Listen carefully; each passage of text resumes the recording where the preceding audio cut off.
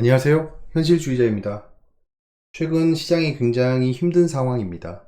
투자자 여러분들이 굉장히 힘든 시간을 보내고 있을 건데요. 그걸 저도 같이 통감하고 있습니다. 왜냐, 저도 같은 투자자거든요. 같은 입장에서 지금 시장을 바라보고 분석하고 있는 거예요. 지금 눈앞에 보이는 이 히트맵을 보시면 한국 시장을 다 매핑한 거거든요. 시총 크기만큼의 사각형 모양이 있고 우리 시장에 있는 모든 종목들이 여기 매핑되어 있습니다. 보시다시피 사실 이런 시장은 잘 없어요. 많이 없는데 지금 전반적으로 전부 다 파란색이죠. 대부분의 종목이 하락했다라는 겁니다. 특히 시총 상위 종목들 중심으로 많이 하락했고요. 최근에 분위기가 좋았던 SK 하이닉스조차 큰 폭의 하락을 보였습니다. 이거는 결국 시스템 리스크가 있다는 거죠. 시스템 리스크로 전체 매도를 실행했다는 거예요. 주 세력들이. 뭐 개인 투자자야 원래 휘둘리는 상황이니까 다른 얘기인데 주된 투자자인 기관 외국인이 대부분 팔았다라는 게 보여지는 거죠. 그들이 아무 생각 없이 다 팔고 있는 거는 결국 시스템 리스크라는 겁니다. 그들의 로직에 걸린 그 시스템에 지금은 리스크가 있으니까 물량을 빼야 돼 라는 알고리즘이 동작하고 있다는 거죠. 그들의 전략도 그럴 겁니다. 그 이유가 뭐냐라고 하면 결국엔 뭐 국채금리랑 이스라엘 그 지정학적 리스크 때문이죠. 지금 보시면 빅스가 그렇게 치솟고 있진 않아요. 빅스 이게 변동성 지수죠. 공포 지수라고 불리우는데 이게 막 20, 30 넘어가면 진짜 그게 시장의 공포거든요. 공포 단계는 아니지만 지금 미증시가 계속 하락을 하고 있다는 겁니다. 그 와중에 눈에 보이는 상승폭이 있죠. 뭐냐? 미국 10년물입니다. 미국채 10년물이 상승하고 있어요. 이런 것들이 지금 시장에 영향을 주고 있는 거죠. 그거에 따라서 지금 현재 야간 선물은 지속 하락하고 있습니다. 한국 시장 야간 선물은 다음날 한국 시장 시초가에 영향을 주는 포인트입니다. 왜? 이거는 미증시를 반영해서 움직이고 있는 거거든요. 왜 그러냐라고 하면 월스트리트이 떨어지고 있다. 왜? 인베스터가 파월 의장의 얘기에 집중하고 있기 때문에 라는 겁니다. 테슬라는 떨어지고 있다라는 거죠. 어떤 발언을 했냐라고 하면 일단 변동성이 커졌고 코멘트가 페드에 있는 제롬 파월 의장의 얘기에 비중을 두고 있다. 어떤 얘기냐라고 하면 try to 시도하고 있죠. 뭘 결정하고 있는데 central bank 중앙은행이 would keep 계속 유지해야 된다. interest rate 이자율을 유지해야 된다. 지금 현재 금리를 유지해야 된다는 거죠. higher 계속 높게 유지해야 된다. 더 높게 유지해야 되고 오랫동안 유지해야 된다라고 제롬 파월 의장이 말을 했답니다. 그런 의견에 힘입어 지금 미증시가 하락하고 있는 거죠. 지금 연이틀 하락하고 있는 거기 때문에 한국 시장에 좋은 영향을 줄 리가 만무하겠죠. 그래서 지금 야간 선물도 안 좋습니다. 한국 시장의 차트를 한번 볼까요? 한국 시장 차트를 보시면 지금 코스닥입니다. 코스닥이 전저점을 깨고 내려갔어요. 전저점을 깨고 내려갔고 지금 이렇게 되면 좀 바닥이 열렸죠. 조정폭이 생각보다 오래 지속되고 있습니다. 지금 이제 트랩 스윙 상태예요. 트랩 스윙. 트랩 구간입니다. 여기는 지금 그러니까 과매도 구간에 진입한 거죠. 과매도 구간이라고 하방을 그냥 지지했다라고 보기는 어려워요. 근데 이제 과매도권이고 언제든지 반발 매수세가 들어와서 바닥을 잡고 올라갈 수 있는 상황이 된 겁니다. 이렇게 되는 데는 이미 이런 애들이 그 기여를 하고 있죠. 에코프로라는 좀 코스닥 대형주들이 굉장히 안 좋습니다. 2차 전지부터 시작해서 대부분 종목이 안 좋았습니다. 지금 현재는 사우디 관련 종목, 그 다음에 이스라엘 쪽 재건 뭐 이런 것들이 계속 빛을 볼 거예요. 거기에 지금 경제사절단의 발표가 있었습니다. 경제사절단의 발표가 있었고 거기 들어간 종목들은 시간에서 굉장히 강한 움직임을 보였어요. 그래서 내일 시장은 이제 돌아오는 아침 시장은 그 경제사절단 종목 중심으로 상승을 할 거예요. 근데 매우 높은 확률로 윗꼬리를 달고 내려올 그 흐름이 발생할 수 있습니다. 그래서 지금 현재 시장이 좋지 않다고 해서 평소 본인이 하지 않던 매매 스타일로 따라갔다가는 손해가 커질 수 있으므로 차라리 경제 사절단 관련주가 상승했을 때 조정을 보이면 단기 트레이딩에 들어갈 만해 보입니다. 근데 그것도 하던 사람이 해야지 단기 트레이딩에 익숙하지도 않으면서 지금 현재 쫓기고 있다는 심정으로 들어갔다가는 큰 손실로 이어질 수 있으니까 조심하시길 바랍니다. 일단 그렇게 말씀드리고요. 저는 일단 추가 매수에 좀 들어가고 있습니다. 근데 제가 지금 매수 실수한 게 하나 있습니다. SY예요. SY는 제가 예전부터 낮을 때부터 계속 매집했잖아요. 낮을 때부터 계속 매집했던 종목이고 여기서도 매집했고 대부분이 잠깐만요. 대부분이 여기서 매수했었죠. 여기 이 구간에서 매수했었잖아요. 그리고 여기서 매수했고 이번에 또 매수했어요. 이번에 이번에 시장이 안 좋은데 지지해주는 모습을 보고 좀 매수를 했습니다. 근데 시간에 좀 안 좋았죠. 시간에 안 좋았습니다. 시간에 뜨나 여기? 시간에 안 뜨죠. 네. 그래서 이게 내일 이렇게 팔아가라 하면 좀 힘든데 이게 경제사절단 이슈가 뜰지도 몰랐고 저는 경제사절단에 SY가 안 들어가 있는 것도 몰랐죠. 예, 이게 결국에는 조금 리스크가 있는 거예요. 이런 종목들은. 하지만 저는 예전부터 말씀드렸다시피 우크라이나 사태 때부터 말씀드렸죠.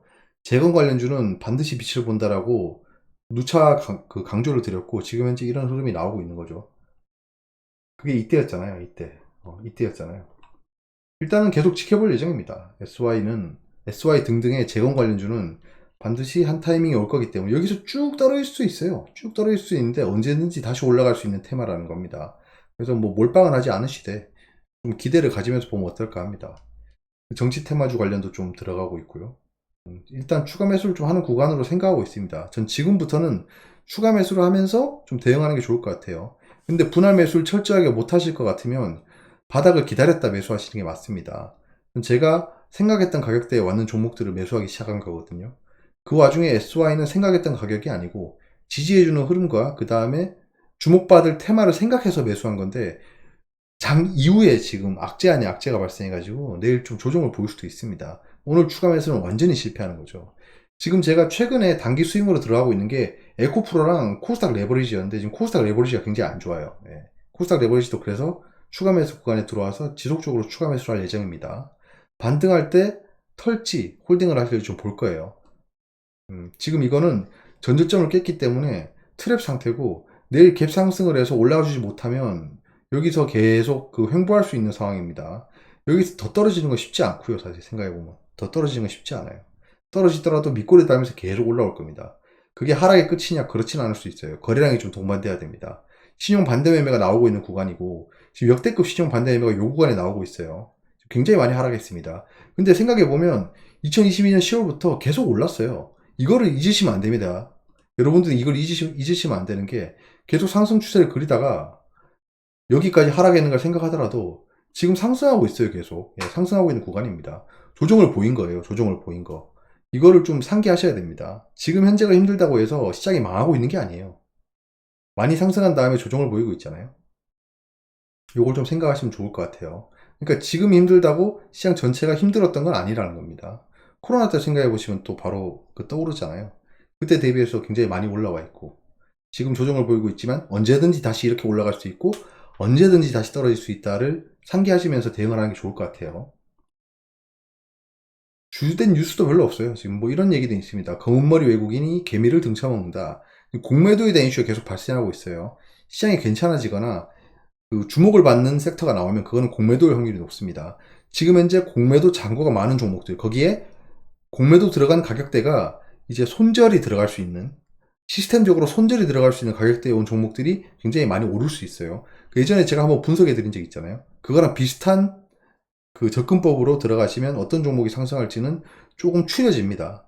그런 것들의 작업이 좀 필요한 단계예요, 현재는.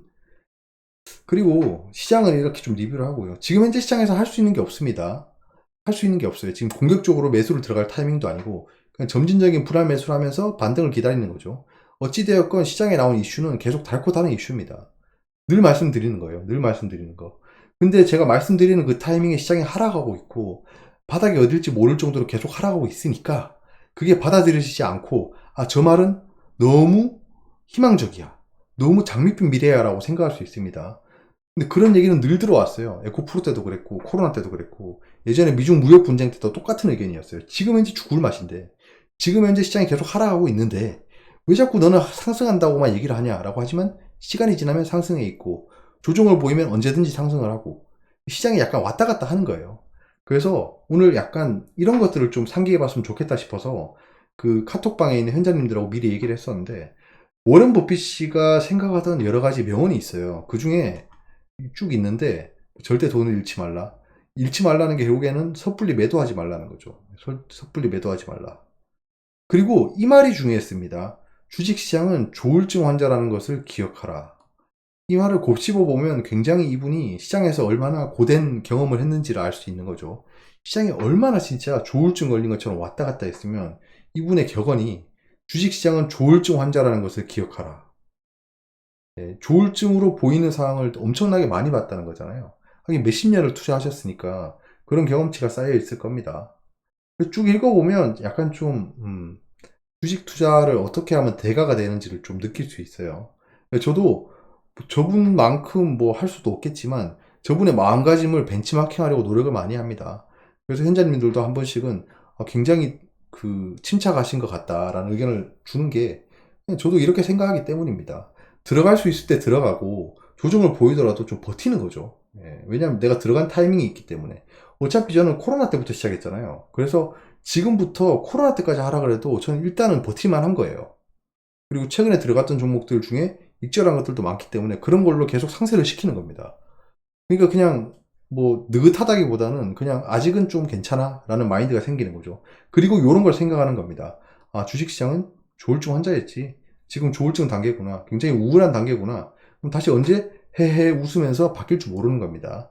그런 것들을 좀 생각하면 좋을 것 같다는 좀 상황인 것 같아서 요 말을 한번 공유해 봤습니다. 시장이 굉장히 안 좋아요. 지금 종목을 리뷰하는 거 의미가 없고요. 시장이 돌아와야 됩니다. 제가 유튜브 그 영상 본문에 항상 적어 놓는 거죠. 시장에 감사해야 된다.